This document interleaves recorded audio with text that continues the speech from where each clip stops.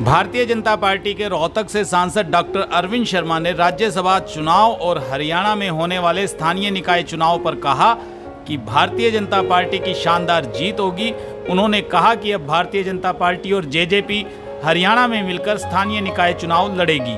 यह U turn नहीं बल्कि हाईकमान का फैसला है। उन्होंने कांग्रेस पर कटाक्ष करते हुए कहा कि राज्यसभा चुनाव में कांग्रेस को डर सता रही है, इसलिए उसने अपने विधायकों को रायपुर जाने के लिए मजबूर किया है। उन्होंने कांग्रेस के राष्ट्रीय प्रवक्ता रणदीप सुरजेवाला के राजस्थान से राज्यसभा का चुनाव लड़ने पर कहा कि अगर सुरजेवाला हरियाणा से चुनाव लड़ते तो कांग्रेसी उनको यहां से हरा देते, इसलिए वह राजस्थान से चुनाव लड़ रहे हैं। उन्होंने कहा कि 30 जून को विश्व साइकिल दिवस है और वह झज्जर में हुए कार्यक्रम में भाग लेकर लौटे हैं, जहां उन्होंने लगभग 7 किलोमीटर के करीब 75 साइकिल सवारों के साथ साइकिल चलाई है। उन्होंने आह्वान किया कि पर्यावरण के संरक्षण के लिए हर व्यक्ति को चाहिए कि वह रोजमर्रा की जिंदगी में साइकिल को अपनाए। डॉक्टर शर्मा ने बताया कि उन्होंने रक्षा मंत्री राजनाथ सिंह से मिलकर उन युवाओं को सेना भर्ती के लिए मौका देने की अपील की है जो युवा कोरोना महामारी के कारण भर्ती ना होने से ओवर एज हो गए थे। डॉक्टर अरविंद शर्मा आज रोहतक रेलवे स्टेशन पर रोहतक से रेवाड़ी को चलने वाली पैसेंजर ट्रेन को हरी झंडी दिखाने पहुंचे थे।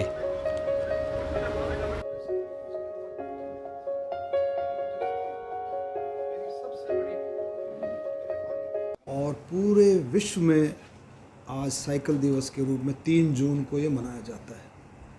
हमारे देश का जो है शुरुआत जो है आज ध्यानचंद स्टेडियम से हमारे केंद्रीय मंत्रियों ने शुरुआत की है आज, और आज झज्जर में भी बड़े जोश के साथ आज़ादी का 75वां अमृत महोत्सव 75 साइकिलिस्टों ने हिस्सा लिया और 7.5 किलोमीटर साइकिल चलाई सुबह की। कांग्रेस को डर है और उस डर के कारण जो है वो अपने विधायकों को जो भी अपना मूवमेंट उन्होंने की है और उनकी अपनी पार्टी का फैसला है बंधक बना के, जैसे कहते हैं ना, ये मतलब ये उनकी प्री पार्टी है ऐसी ना कि वो प्रेशर में दबाव में और इस तरह से काम करते हैं। और आपने देखा भी होगा जिस तरह से विधायकों को ले जाया जा रहा था, अगर आपने उसको देखी हो आपने टीवी में या उसमें आपको सोशल मीडिया पर डला हो तो आप देख सकते हो कि एक विधायकों के चेहरे पर कितनी मायूसी थी कि उनके साथ एक किस्म से ज़बरदस्ती हो रही। हाईकमांड का यू टर्न की बात नहीं, हाईकमांड का फैसला है और हाईकमांड का फैसला सबको मान्य रहता है। तो उनकी सोच जो है जो उस तरह से जैसे भी हाईकमांड के हिसाब से चलने वाली बात है।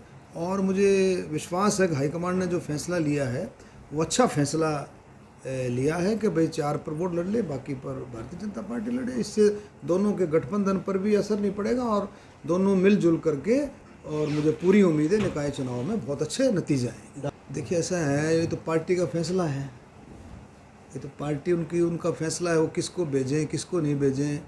और राजनीति आप भी समझते हो, अब रणदीप को दे देते तो रणदीप का तो जो है दूसरा हिसाब कर देते तो प्रोजेक्ट मेट्रो का प्रोजेक्ट है, अर्बन डेवलपमेंट मिनिस्ट्री के साथ हरियाणा सरकार भी पार्टिसिपेट करेगी, तब वो जा करके प्रोजेक्ट को मंजूरी मिलती है।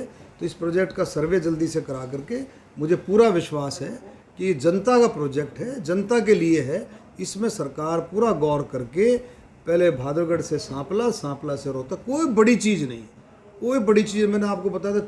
लगभग 30-32 करोड़ रुपया, कुछ करोड़ कोविड की वजह से थोड़ी सी इसमें बढ़ोतरी हो सकता होगी हो, तो इसमें इतना ही खर्चा आता है, कुछ ज़्यादा बड़ी बात नहीं। और ये इसके साथ साथ मैं फिर से कहता हूँ कि भाई एक जो RRTS है, रैपिड रेल ट्रांजिट सिस्टम, ये भी मंजूर है रोहतक से दिल्ली से रोहतक, उसमें भी सरकार इंटरेस्ट लेकर के इसको जल्दी से जल्दी चालू कराए।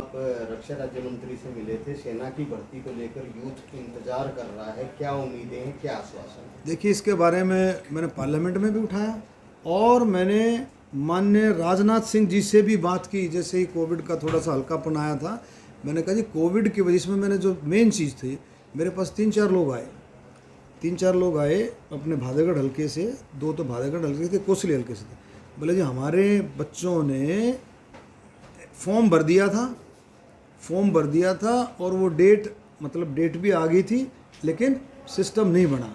मतलब अब आप वो बोले जी हम तो, हमारे बच्चे तो ओवर एज हो गए, क्योंकि लास्ट स्टेज पर थे एज के हिसाब से, तो मैंने रक्षा मंत्री राजनाथ सिंह जी को कहा जी मैं उसका सिस्टम बनाओ, उनको तो जिन्होंने फॉर्म भर रखे थे एटलीस्ट उनको तो कंसिडर किया जाए।